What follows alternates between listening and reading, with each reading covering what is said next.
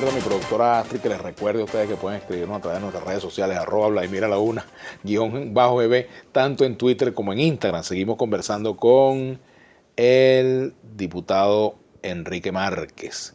Bueno, Enrique, pero fíjate, hay en la oposición quienes consideran que hay una conducción errática, que tienen dificultades, lo decía Chugo Torrealba, ¿no?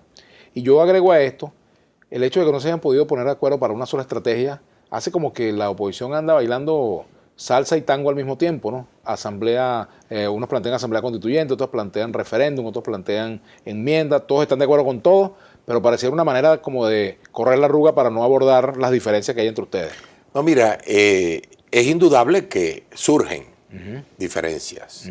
El año pasado vivimos un momento estelar, una unidad perfecta, ganamos la asamblea y debo decir que la dinámica de la asamblea ha llevado la política al centro de gravedad del Parlamento. Inclusive debo decir que la política venezolana tiene su centro de gravedad hoy en el Parlamento, lo cual es muy importante para nosotros. Y la MUD entonces ha estado como apagada. Nosotros hemos tomado la decisión, y debo decirlo, en los próximos días lo vas a ver, vas a ver una conducción mucho más centrada, mucho más digamos, inteligenciada entre todos nosotros. Ahora, yo no veo de la misma manera, como tú lo señalas, el tema de la hoja de ruta que recibió críticas. Porque la hoja de ruta incluye todos esos elementos sin decir cuándo los vas a activar. Ahorita decidimos activar el revocatorio. Y vamos con todos los hierros, todos. Si ves una declaración de voluntad popular del día de ayer, va en esa línea. La declaración de PJ, Un Nuevo Tiempo, Acción Democrática, todos vamos en lo mismo.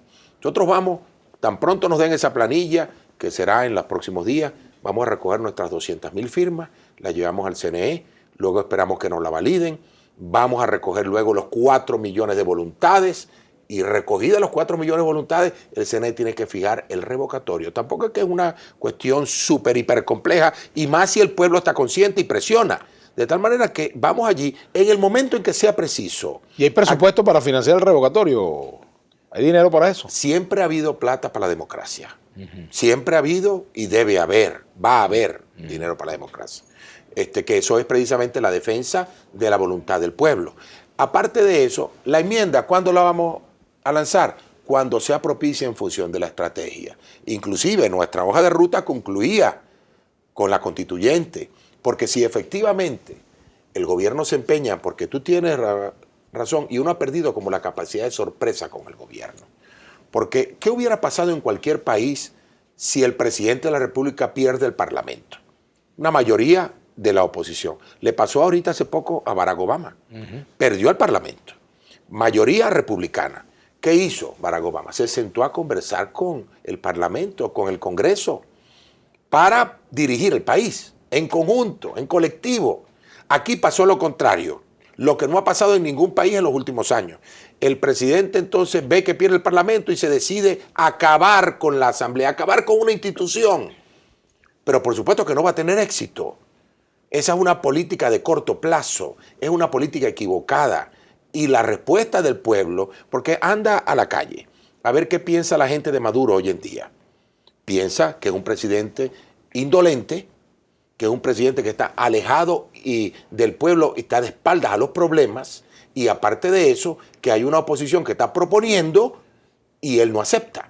De tal manera que frente a esa realidad, nosotros lo que tenemos es una ruta del cambio político de la cual estamos completamente seguros. No estamos pidiendo derrocar a Maduro. No estamos invocando a las Fuerzas Armadas que se queden donde están, que vigilen la seguridad de la patria. No estamos invocando a una rebelión civil. No, estamos pidiendo una elección. Estamos pidiendo la posibilidad de hacer una elección para sondear la voluntad popular en un momento en que el país está atravesando, Vladimir, quizás la peor crisis de toda su historia. La crisis económica, el éxodo de nuestros jóvenes, la crisis de salud. Después de esto, reconstruir este país, que nos va a tocar a nosotros, nos va a tocar a quienes pensamos diferente al gobierno actualmente, y lo vamos a reconstruir, y en poco tiempo, porque hay la voluntad, hay la posibilidad de hacerlo. Después de esto, tenemos que reconstruir toda Venezuela, porque... ¿Qué ha impedido, Enrique, perdón, qué ha impedido que el gobierno y la oposición puedan en algún momento decir, bueno, mira, vamos a seguir peleando entre nosotros en algún momento, pero ahorita hay que enfrentar la inseguridad, hay que enfrentar la escasez de agua, hay que enfrentar la escasez de los problemas del suministro eléctrico, tenemos que enfrentar la escasez de alimentos y de medicamentos, vamos a un plancito mínimo a apoyar tales y tales decisiones. Eso no se puede hacer. Yo creo que hay un sector del gobierno, yo no meto a todo el gobierno en esto, que hay gente en el gobierno con el cual uno puede hablar, y ellos le dicen, sí, ustedes tienen razón, esto está muy malo, muy mala situación. Yo hablo con un diputado joven, no voy a decir quién, en el Parlamento y le digo, mira, a ti tú encuentras comida, tú encuentras medicamentos para tu mamá, tú encuentras repuestos para tu carro. Me dice, claro que no, pues tú y yo estamos sufriendo lo mismo, ¿por qué no buscamos una solución compartida entonces? Y él me dice, caramba, hay un sector radical dentro del gobierno que impide eso. ¿Que impide qué? Porque sería hablar con la oposición para ese sector radical, que tú conoces mucho también de los que están allí, sería traicionar un legado y una política. Y resulta que la traición más grande que le están haciendo es que están en el poder de espaldas a un pueblo que ya no aguanta más.